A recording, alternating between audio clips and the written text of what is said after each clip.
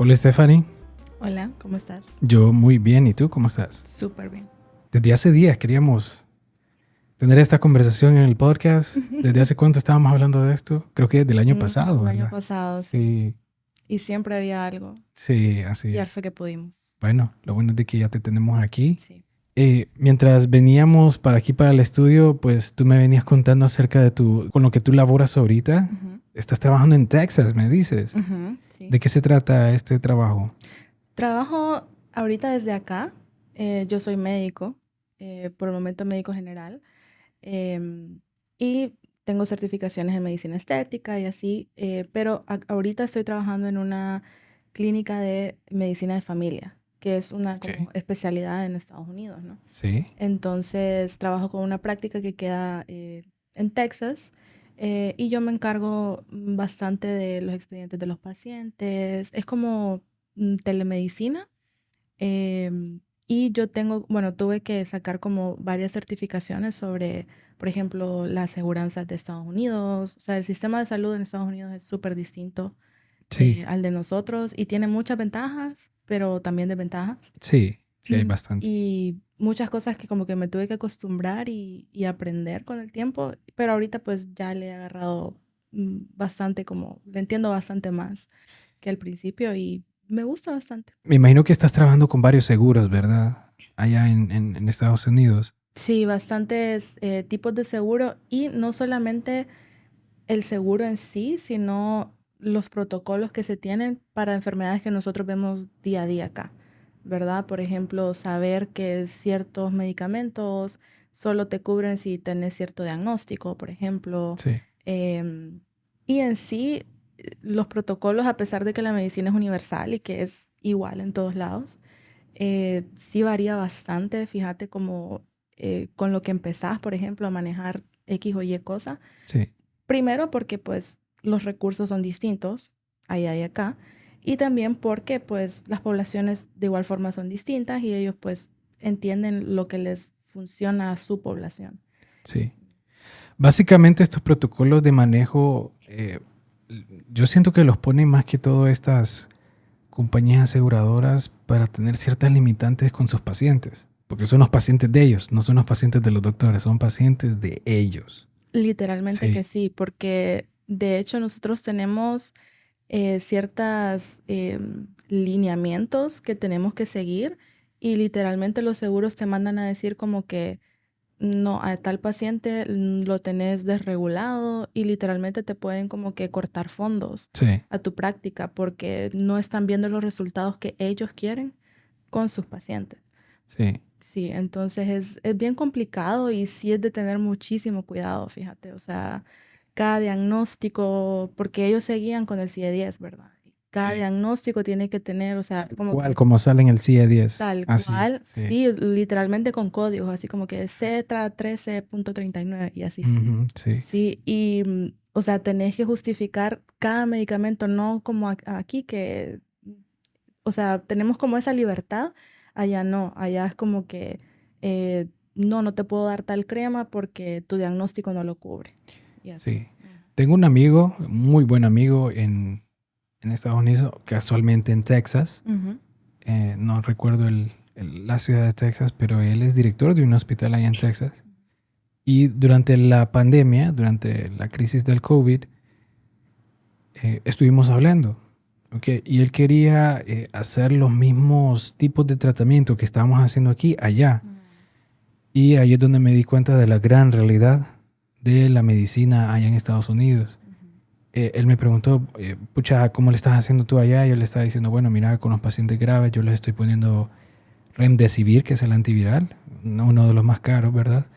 Le estoy poniendo tal antiinflamatorio esteroideo y le estoy poniendo tal anticoagulante a los pacientes ya cuando tienen neumonía por COVID. Me dice, pucha, de verdad, ¿cómo me gustaría hacer eso por los pacientes? Me dice. Y yo le pregunté, bueno, ¿y por qué no lo haces? Él me dice, porque los pacientes no son de nosotros, son de los seguros. Ujú. Y el seguro decide qué medicamento y qué tratamiento le vas a dar al paciente. Y ahí yo quedé como que, wow, de Sí, verdad, qué gran diferencia. Y qué gran libertad tenemos nosotros los Ujú. médicos que todavía trabajamos aquí en Latinoamérica, Ujú. ¿ok? A diferencia de los médicos ahí en Estados Unidos. Y me di cuenta de otra gran realidad también, que allá los médicos se encargan más de llenar papelería de los seguros que el Ujú. tiempo que invierten en un paciente durante la consulta. Ujú. Y casualmente yo estaba viendo un episodio de Joe Rogan, del podcast de Joe Rogan Experience, que él llevó a un visitador médico. Y resulta que el visitador médico no es doctor en farmacia, porque allá Ujú. todas estas empresas farmacéuticas ya se dieron cuenta que el doctor no tiene tiempo para sentarse a hablar con un doctor en farmacia, Ujú. hablar de farmacocinética, farmacodinámica, el tiempo medio de la liberación del medicamento, que esto, que el otro. No tienen tiempo de eso. Y el tipo este le dice, ¿sabes cuánto es el promedio que el doctor le da al paciente para la consulta? Ujú. Solo le da 7 minutos de promedio. Oíme, 7 minutos no es nada. Es Sí. absolutamente nada. ¿Qué pregunta tú en 7 minutos para mejorar el estado de un paciente? Ni la mitad de la anamnesis que ocupas. Sí, cabal. Entonces es algo que definitivamente para mí es súper preocupante, ¿verdad? Y Sí, eso que yo no estoy trabajando allá, ¿verdad? y ahí entra como en ventaja el tipo de trabajo que yo hago, por ejemplo, porque, por ejemplo, yo me encargo algunas veces, entre otro montón de cosas, de, por ejemplo, aprobar prescripciones, ¿verdad? Entonces tenemos como los medicamentos básicos, que pues eso se aprueba dependiendo de unos lineamientos del seguro también, como que si hay que cuántas citas ha tenido en el último mes y así. Pero también medicamentos controlados. Y de hecho, los medicamentos controlados, ellos tienen como una base de datos nacional en donde tenés que meter un montón de datos del paciente para ver si ellos te aprueban que le des la prescripción de los benzodiazepinas, todo esto controlado, ¿no? Entonces eso es como otro protocolo, que eso pues cae en manos de a mí que me certificaron de a mí que me certificaron ahorita, ¿no? Pero imagínate, en otro momento, ese es el médico normalmente que lo hace y eso le quita más tiempo todavía de Sí. realmente tener tiempo con los pacientes.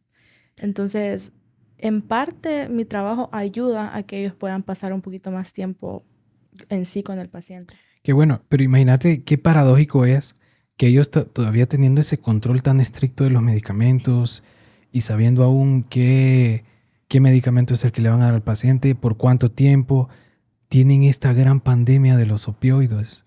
Ok, es la Sí, pandemia la epidemia sería sí. en este caso, ¿verdad? Ujú. Del abuso de los opioides. Sí. Creo de que es el país con más abuso de opioides y con más número de pacientes dependientes Ujú. al uso de opioides que hay en todo el mundo. De hecho, fíjate que los pacientes que tenemos con cualquier tipo de opioide, hidrocodona, tramadol, el que sea, hasta el tramadol, que no es pues el más fuerte, tienen que ir, o sea, obligatorio, con diagnósticos añadidos, que son dependencia de opioides. Y junto con ese, tenés que sí o sí, o sea, tal vez el paciente no lo necesita, tal vez es un paciente que no es adicto, que vos sabes que se va a portar bien con el opioide, pero tienen que llevar el Narcan, que es el antídoto, ¿no? Para, o sea, tenés que recetárselo sí o sí, para, por cuestiones del seguro, no porque realmente vos pensés que el paciente se va a tener una sobredosis. Sí, y no es como que el paciente se lo va a tomar, simplemente se lo dan. Exacto. Literalmente, así, solo para que el seguro vea que te lo dio. Ajá, No es exacto. necesario que lo pases recogiendo. Ujú. Sí, Así. qué tremendo, ¿verdad? Vos? O Sí, sea, y solo van detrás de la jugada de ellos, pues. ¿Ok? así es. Sí, sí, Es bien complicado saberse como todos estos protocolos y allá sabes que es como pesado, ¿no? Como que cometes un error y fácil te pueden quitar la licencia, sí. allá cualquier persona te mete una demanda por el tipo de población que son, ¿no? Y porque sí es realmente bien serio con los seguros allá. Sí, sí, la verdad es que allá los seguros, bueno, es más, yo creo que los seguros médicos son los que controlan casi toda esa nación, pues. Sí. Sí. Sí, porque, o sea, nosotros tenemos acá, o sea, como médicos en países como el nuestro, tenemos esa ventaja de que tenemos la libertad y todo eso, pero no tenemos los recursos. Y ellos tienen todos los recursos del mundo, Pero no pero tienen, sí, pero no tienen están atados de manos, las sí. libertades. E igual, si sos un ciudadano promedio y no contás con un seguro, te va a ir muy mal pagando todo así de tu bolsillo si algo así como muy grave te pasa. Entonces, sí o sí tenés que tener seguro, sí.